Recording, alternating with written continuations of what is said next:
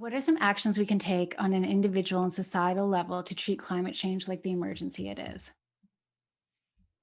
It's interesting because if we did treat it as the emergency that it is, it would change every aspect of our lives. I mean, that would be an impossible uh, um, that would be an impossible question to really provide an answer to, because when we really acknowledge that the urgency that we face, and there's been resolutions passed saying that we recognize we're in a climate emergency, but when you are in an emergency, things change quickly. They don't change 10 or 15 years from now.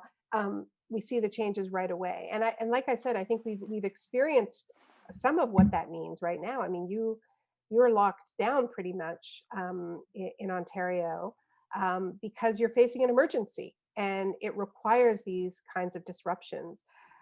What climate demands of us is not nearly so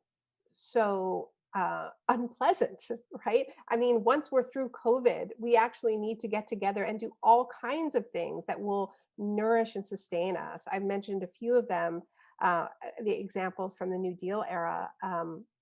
Of the sorts of things we would need to see. Um, but we need to transform how we live in cities. We need huge investments in transit. I think we need to think about things like making public transit free to incentivize people to use it.